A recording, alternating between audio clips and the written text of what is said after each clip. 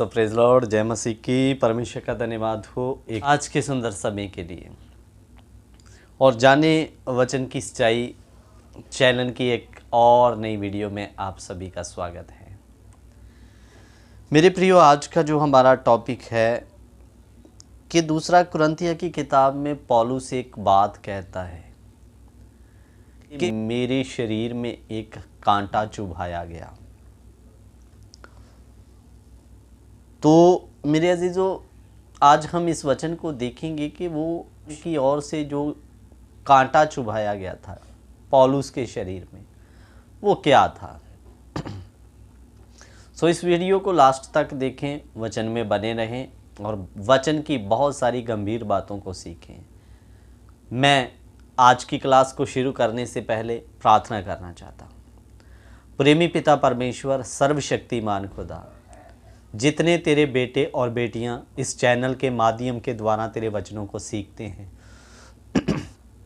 उन सबों पर तेरी आशीष होने पाए खुदा। आज का वचन के लिए एक एक दिल और बुद्धि और दिमाग को खोल दीजिए खुदा, ताकि आज के वचन के अनुसार एक एक व्यक्ति जो देख रहा है आशीष प्राप्त करे और परमेश्वर उनका जीवन इन वचनों के अनुसार खड़ा होने पाए और तेरे आगमन के लिए तैयार होने पाए खुदा। धन्यवाद करते हैं, आपने हमारी विनती और प्रार्थना को सुना, कबूल किया।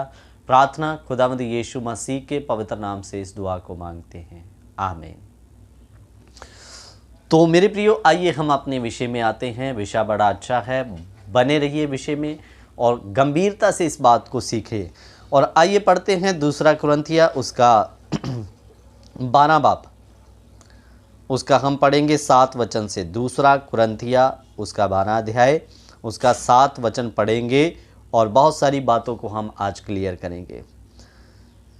इसलिए मैं प्रकाशनों की बहुतायत से फूल ना जाऊं, मेरे शरीर में एक कांटा चुभाया गया, अर्थात शैतान का एक दूत के मुझे घूंसे मारे ताकि मैं फूल ना जाऊं। इसके विषय में मैंने प्रभु से 3 बार विनती की कि मुझसे ये दूर हो जाए, पर उसने मुझसे कहा, मेरा अनुग्रह तेरे लिए बहुत है, क्योंकि मेरी सामर्थ निर्बलता में सिद्ध होती है। इसलिए मैं बड़े आनंद से अपनी निर्बलताओं पर घमंड करूंगा कि मसीह की सामर्थ मुझ पर छाया करती रहे। हालेलुया।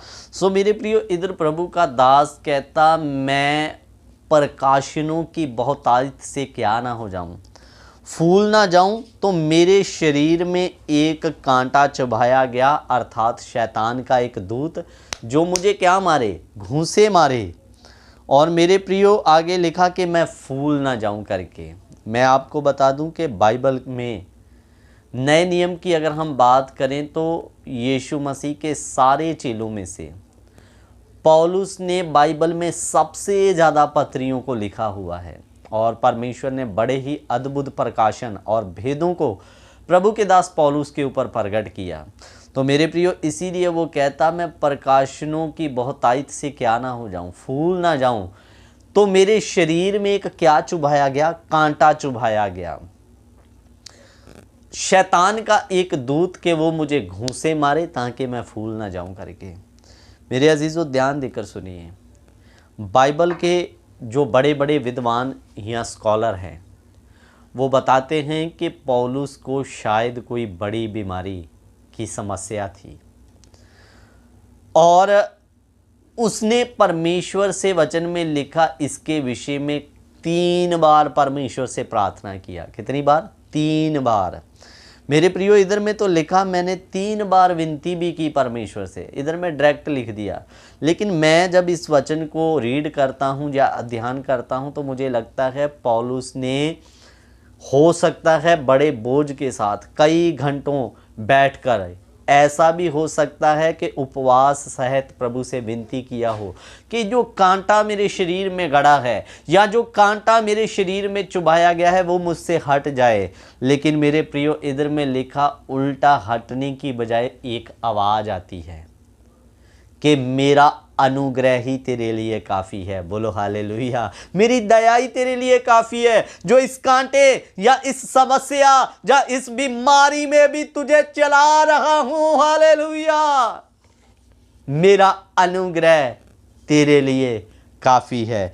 और आगे फिर 9 वचन में कहता, पर उसने मुझसे कहा, मेरा अनुग्रह तेरे लिए बहुत है, क्योंकि मेरी सामर्थ निर्बलता में सिद्ध होती है। इसलिए मैं बड़े आनंद से अपनी निर्बलताओं पर घमंड करूंगा कि मसीह की सामर्थ मुझ पर छाया करे। ये कहता, मैं दुखी नहीं होता हूं अपनी कमजोरियों पर।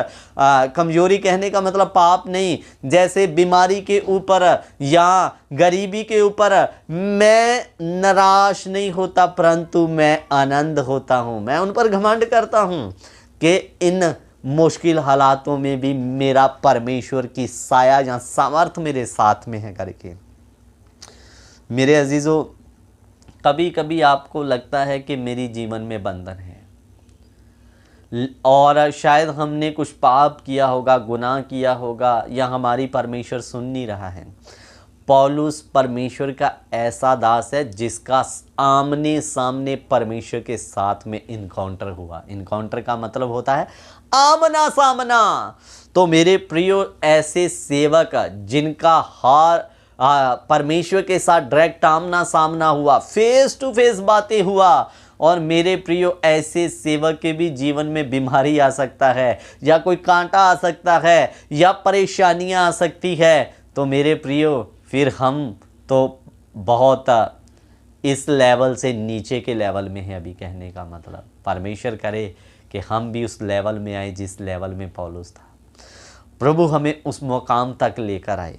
तो लेकिन मेरे प्रियो, मेरा कहने का मतलब क्या है कि अगर पौलुस के जीवन में ऐसी समस्या आ सकती है जिसका फेस टू फेस परमेश्वर के साथ आमना सामना हुआ, लेकिन वो मेरे और आपके जैसे घबराया नहीं। उसने ये नहीं कहा मेरे जीवन में ये कोई बड़ी मुसीबत है, परमेश्वर हमारे जीवन से ये हट क्यों नहीं रहा। उसने 3 बार विनती करके देखा, नहीं हटा। आवाज़ आया, मेरा अनुग्रह तेरे लिए काफ़ी है।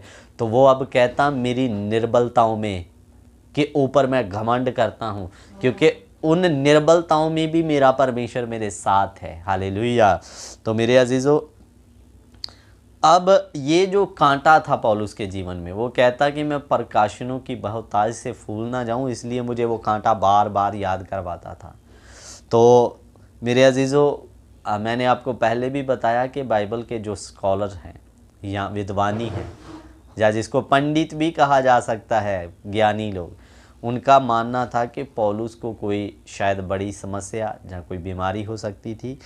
तो मेरे प्रियो, इसलिए फिर भी वो परमेश्वर के साथ में खड़ा रहा, परमेश्वर के अद्भुत काम को किया और सेवकाई के कार्य को आगे बढ़ाया, और बहुत से प्रकाशनों और भेदों को खोलकर हमारे ऊपर प्रकट कर दिया पौलुस के द्वारा। सो मेरे प्रियो, इसलिए कभी भी आपके ऊपर कोई दुख या बीमारी आए तो हड़बड़ाए ना, घबराए ना। मेरे प्रियो, परमेश्वर उस परिस्थिति में या उस मुश्किल हालात में भी आपके साथ में खड़ा रहता है। बहुत सारे लोग आज मुश्किल आते समय परमेश्वर को छोड़कर चले जाते हैं, बुड़बुड़ाते हैं। ऐसा करने की आवश्यकता नहीं है। हर हालात में खड़े रहें। मेरे प्रियो, वो आपको धरती से उठाकर आसमान तक बिठाने की ताकत रखता है। ऐसा है वो प्रभु।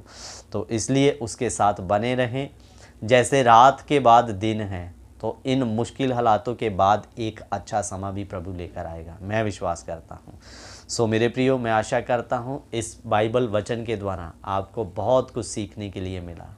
सो प्रभु आप सभी को इन वचनों के द्वारा आशीष और बरकत दे। जय मसीह की।